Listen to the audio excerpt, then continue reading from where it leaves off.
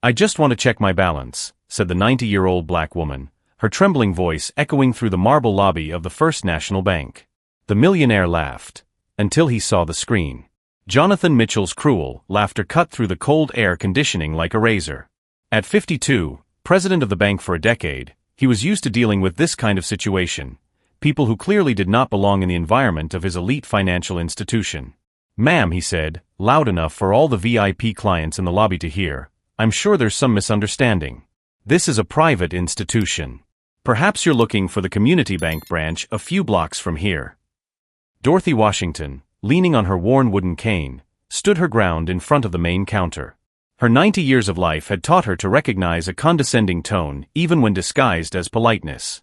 Her eyes, still bright despite her age, showed neither surprise nor anger, only a disturbing serenity. "Young man," she replied calmly, pulling a crumpled black card from the pocket of her simple coat, "I said I want to check my balance. I didn't ask for your opinion on where I should do my banking." Jonathan looked at the card with disdain. It was clearly old, its edges worn by time, and it had been folded and refolded so many times that the numbers were almost illegible. A joke, obviously. Probably one of those fake promotional cards that some companies handed out. "Janet," he called to his senior assistant, gesturing dramatically, "we have here yet another attempt at, how shall I put it, creative use of our services." His voice dripped with sarcasm as a few well-dressed customers whispered among themselves, clearly amused by the spectacle. Dorothy remained motionless, but anyone watching closely would notice something intriguing in her eyes. There was not a trace of nervousness or insecurity. On the contrary, there was a quiet confidence that only exists in those who have weathered much worse storms and lived to tell the tale. "Mr. Mitchell," Janet whispered, approaching hesitantly, "maybe we should just quickly check the card in the system just to—" "Absolutely not." Jonathan cut her off, his voice now laden with theatrical indignation. "I'm not going to waste our team's time with this. Security." That's when something unexpected happened. Dorothy smiled. Not a nervous or pleading smile, but a smile that carried decades of untold stories. A smile that made Jonathan hesitate for a split second, as if a primitive part of his brain had recognized that he was about to make a terrible mistake. There, in front of all the contemptuous stares, she stood firm, like someone guarding a secret too powerful to be revealed before the right time. And if you're enjoying this story of justice and overcoming adversity, don't forget to subscribe to the channel, because what's about to happen will show that not every battle is won by the one who shouts the loudest. The two security guards approached Dorothy with that mixture of professionalism and embarrassment that only exists when adults are forced to intimidate an elderly lady. Jonathan Mitchell watched the scene with satisfaction, adjusting the cuffs of his Italian shirt while mentally calculating how many points this show of authority would earn him with a VIP client's present. "Ma'am," said the taller security guard, clearly uncomfortable, "Mr. Mitchell has asked us to escort you to the exit." Dorothy continued to smile, but something changed in her eyes. A subtle hardness, as if decades of painful memories had just been awakened from a deep sleep. She knew this dance. She had grown up in 1940s Alabama, when escorted to the exit was the polite euphemism for something far more violent and humiliating. "Young man," she said to the security guard, her voice maintaining the same unsettling calm, "I didn't say I was leaving. I said I want to check my balance." Jonathan's laughter echoed through the lobby like nails on a chalkboard. "See, folks," he announced to the customers, gesturing theatrically. "This is exactly the kind of situation our security policy is designed to prevent. Confused people, clearly disoriented, trying to access services they don't understand." Mrs. Catherine Pemberton, widow of an oil tycoon and a customer for 20 years, covered her mouth with her Hermes bag to stifle a giggle. "Poor thing," she murmured loudly enough for everyone to hear, "probably Alzheimer's. My maid was like that before. Well, before we had to let her go." Then Dorothy did something no one expected. She laughed. Not a nervous or embarrassed laugh, but a genuine, rich, deep laugh that reverberated off the marble walls like music. "Alzheimer's," she repeated, shaking her head with genuine amusement. Interesting diagnosis for someone who remembers perfectly well the day she worked 14 hours cleaning Mr. Mitchell's grandfather's office in 1955, when he was just another spoiled rich kid who would inherit everything without lifting a finger. The lobby fell completely silent. Jonathan felt something cold run down his spine. His family had founded the bank in 1932, but how on earth did this woman know details about his grandfather? "Excuse me," he said, his voice losing some of its previous confidence, "but that's obviously impossible. You would have been 15 at the time," Dorothy calmly added. "I worked after school and on weekends to help my mother. Your grandfather used to leave lit cigarettes on the marble just to see if I had the courage to complain. I never did, of course. We needed the money." Janet, the assistant, swallowed hard. She had worked for the Mitchell family long enough to know the stories about the family patriarch's difficult temper. Dorothy continued, her voice now laden with memories that transcended decades. "I remember the day your grandfather told me that people like me should be grateful for the opportunity to serve people like him. That it was our natural role in society. Funny how certain family traditions are passed down from generation to generation, isn't it, young Mitchell?" Jonathan's face was turning visibly red. Customers began to exchange uncomfortable glances. What had started as entertainment at the expense of a confused old lady was quickly turning into something much more complex and disturbing. "Those are just stories," he stammered, but his voice betrayed uncertainty. "Anyone could make them up." "Your grandfather had a scar on his left hand," Dorothy said softly, "from when he tried to break a crystal glass over my head when I was 17.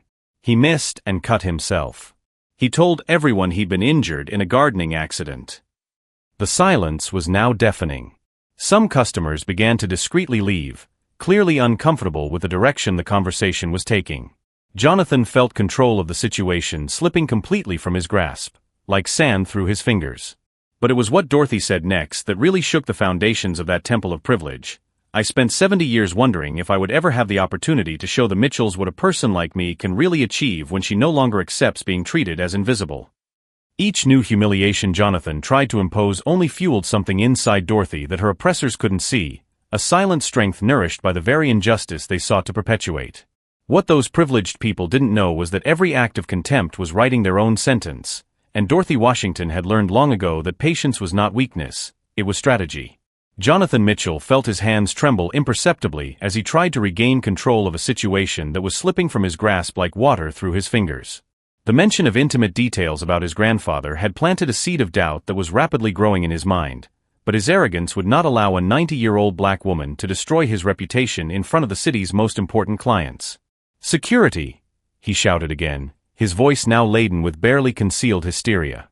"I want this woman removed immediately. And if she resists, call the police."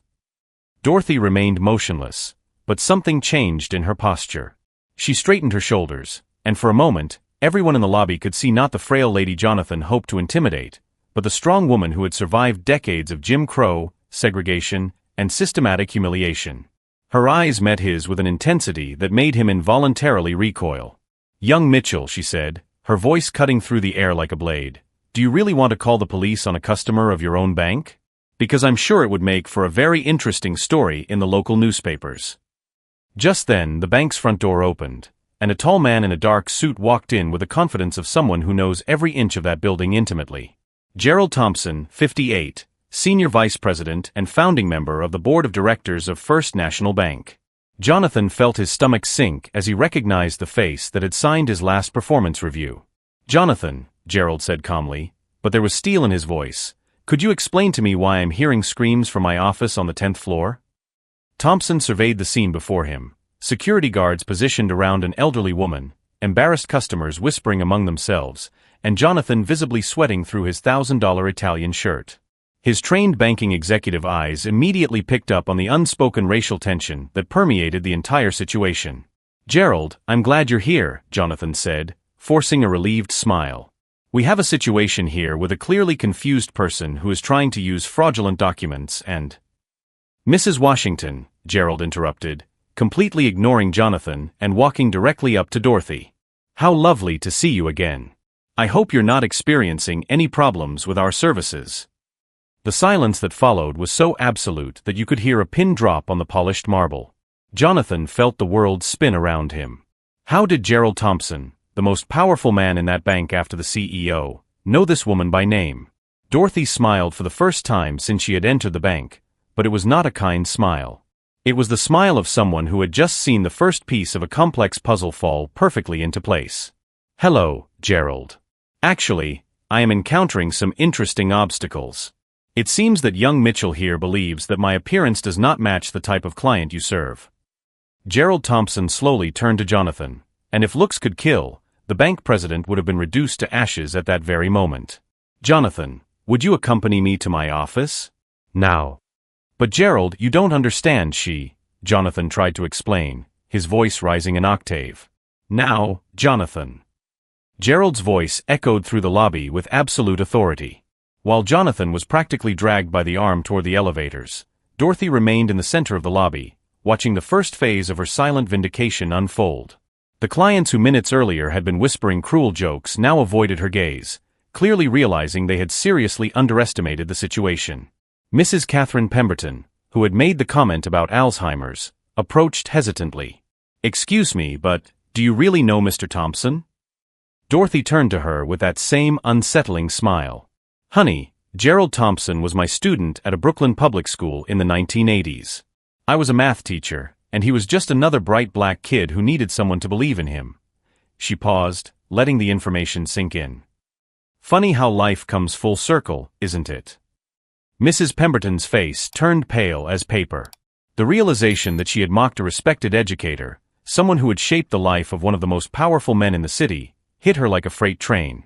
Other conversations in the lobby ceased abruptly as people began to connect the dots.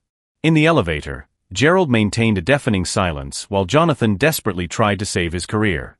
Gerald, you have to understand, she seemed completely out of place, anyone would have.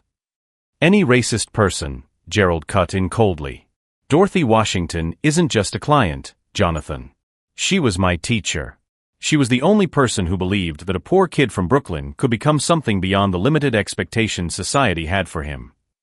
The elevator stopped on the 10th floor, but Gerald didn't move. You want to know who Dorothy Washington really is?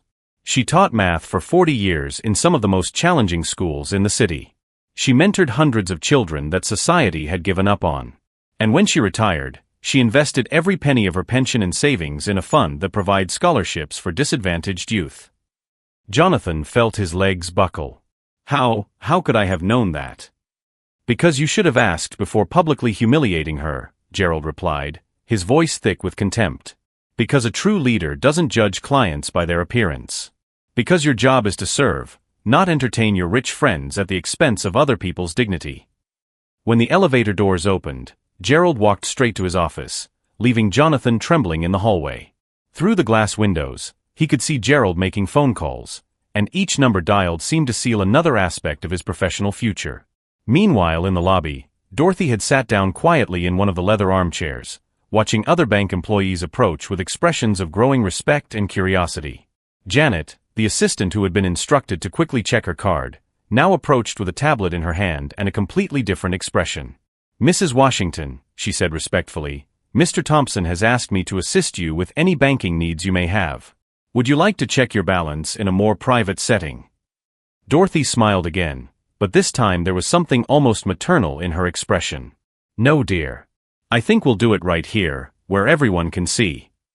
She paused, observing the faces around her that now stared at her with a mixture of curiosity and growing respect. After all, transparency is important in financial institutions, isn't it? What those privileged people couldn't understand was that every insult, every attempt at humiliation, every look of contempt had only strengthened the determination of a woman who had dedicated her entire life to proving that dignity is not measured by appearances or bank accounts. And now, at 90, Dorothy Washington was about to teach them a lesson none of them would ever forget, but the true extent of her quiet preparation was only just beginning to unfold. Janet approached Dorothy with the tablet, her hands trembling slightly as she typed the account number into the banking system. The lobby had turned into a silent theater, where every customer, employee, and security guard waited with bated breath for the outcome of this extraordinary situation that had begun as cruel entertainment and now seemed to have much greater dimensions. Mrs. Washington, Janet murmured, checking the data 3 times before speaking, would you like me to read the balance aloud or? Loud and clear, dear, Dorothy replied calmly, settling into the leather armchair as if she were in her own living room. Transparency is important, especially when it comes to financial education. Janet cleared her throat, her eyes glued to the tablet screen as if she couldn't believe what she was seeing. The current balance of the main checking account is $847,000. Her voice trembled on the last digit. A collective murmur swept through the lobby. Mrs. Catherine Pemberton dropped her Hermes bag on the marble floor with a thud. Other clients who moments before had been whispering cruel jokes now completely avoided Dorothy's gaze, their faces burning with shame. "But that's just one of the accounts, isn't it?" Dorothy asked gently, as if asking a casual question about the weather. Janet checked again, her fingers sliding across the screen. "Yes, ma'am. There's also the education savings account with $1.2 million, the investment account with $3.8 million, and," she paused, rereading the numbers once more, "the educational endowment fund with $12.4 million. The silence that followed was so deep that you could hear the almost imperceptible hum of the air conditioning. Dorothy Washington, the 90-year-old woman Jonathan Mitchell had tried to evict as a confused vagrant, had nearly $18 million spread across multiple accounts at the city's most exclusive bank. It was at this moment that the elevator opened with a soft sound, revealing Jonathan Mitchell staggering out like a man who had just received a terminal diagnosis. His face was completely pale, sweat stained his $1,000 Italian shirt, and his hands trembled visibly as he tried to regain some fragment of composure. Gerald Thompson appeared right behind him, his expression a mask of restrained professional fury. "Jonathan," he said, his voice cutting through the silence like a blade, "I would like you to come forward and properly apologize to Mrs. Washington." I didn't know," Jonathan stammered, his eyes darting between Dorothy and the judgmental faces around him. The realization of the magnitude of his mistake was crystallizing in his brain like ice forming in standing water. "Didn't know what, exactly?" Dorothy asked, rising slowly from her chair with the dignity of a queen. "Didn't you know I was wealthy? Didn't you know I was respected? Or didn't you know you should treat all human beings with basic dignity, regardless of their appearance?" Jonathan opened and closed his mouth several times, like a fish out of water, unable to formulate any response that wouldn't incriminate him further. Dorothy continued, her voice maintaining that unsettling calm that had destabilized Jonathan from the moment she entered the bank. "Gerald told me about your customer service policies. How you encourage your staff to judge customers based on appearances. How you turn public humiliation into entertainment for your wealthy friends." The crowd in the lobby was now completely absorbed by the drama unfolding before them. Several customers took out their phones, clearly recording or live streaming this historic confrontation. "Mrs. Washington, please understand that Jonathan tried to explain, but she raised her hand delicately, silencing him with the authority of someone who had controlled classrooms full of rebellious teenagers for 4 decades. "Young Mitchell," she said, and there was steel in her voice now, "do you want to know why a retired public school teacher has $18 million in this bank?" Jonathan nodded silently, his throat too dry to form words. "Because," Dorothy continued, "during 40 years of teaching, I religiously invested 60% of my salary. I lived in modest apartments, bought used cars, wore clothes until they were worn out, and put every extra penny into the stock market. Not because I was greedy, but because I understood something you clearly never learned." She paused, letting the tension build in the silent lobby. "I understood that education and smart investing are the only things that can break cycles of poverty and prejudice. So I didn't just invest my own money, I invested in the education of hundreds of children that people like you would dismiss based solely on appearance." Gerald Thompson seized the moment to approach with a folder of documents. "Jonathan, you should know that Mrs. Washington is also the largest individual contributor to our bank scholarship program. She has funded the college education of 47 young people over the past 10 years. Jonathan's legs nearly buckled. Not only had he publicly humiliated a multimillion-dollar client, but he had attacked the very woman who represented the philanthropic values the bank loved to promote in its advertising campaigns. "And there's more," Dorothy added, taking her cell phone out of her pocket with a smile that didn't reach her eyes. "You know, modern technology is fascinating. I've been recording our entire conversation since the moment I walked in here." The blood drained completely from Jonathan's face. In an era where viral videos could destroy careers in hours, he had just starred in the perfect example of institutional discrimination captured in high definition. "Gerald," Dorothy continued calmly, "I think the board of directors would be very interested in reviewing Jonathan's customer service policies, don't you think? Especially considering that this bank depends on its reputation for integrity to retain customers like me."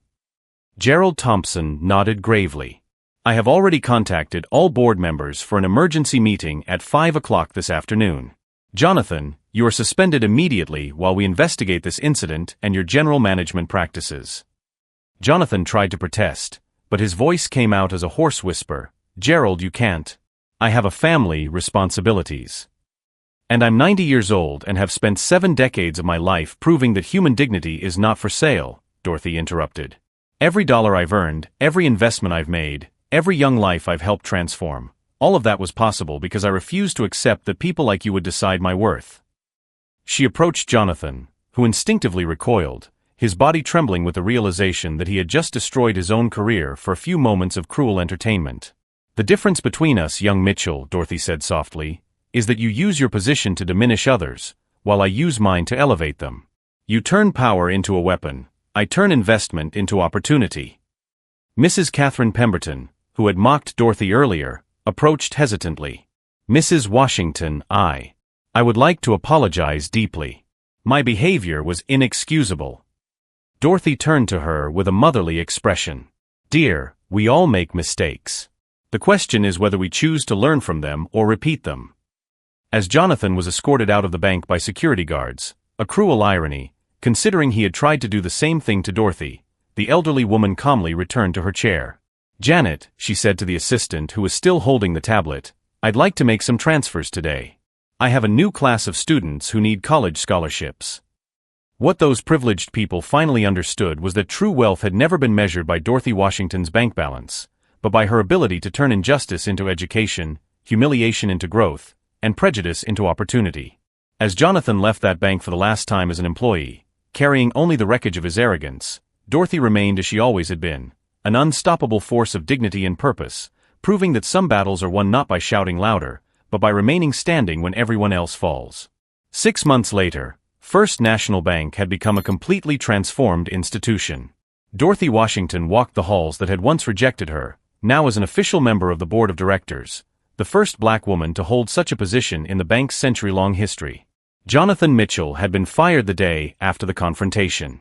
The video of his public humiliation went viral with over 12 million views in a week, becoming a case study on institutional discrimination. His attempts to find employment at other financial institutions were systematically rejected. The banking world is small, and his reputation had preceded him. "Ironic justice," Gerald Thompson commented during a board meeting, looking at the bank's financial reports. "Since we implemented the inclusion policies suggested by Mrs. Washington, our clientele has increased by 340% and profits have hit historic highs." Dorothy had used her influence to revolutionize not only the bank's practices, but its entire corporate culture. The educational scholarship program she funded was now administered directly by the institution, benefiting hundreds of young people from underserved communities each year. That December afternoon, she was in her new office on the 15th floor when Janet, now promoted to Inclusive Service Manager, brought her a special letter. "Mrs. Washington, I received some mail that I thought you would like to see personally." The letter was from Marcus Thompson, one of the young people who had benefited from Dorothy's scholarship program, now an engineering graduate from MIT. "Dear Mrs. Washington," the handwritten text read, "I will never have enough words to thank you for how your generosity changed my life. Today I received my first paycheck as an aerospace engineer at NASA, and it all started with your courage to face prejudice." Dorothy smiled, filing the letter away with the other 847 she had received from former beneficiaries over the years. Each one represented a life transformed, an opportunity created out of the injustice they had tried to impose on her. Across town, Jonathan Mitchell worked as a clerk in a department store, a job that had allowed him to hide his true identity from the manager.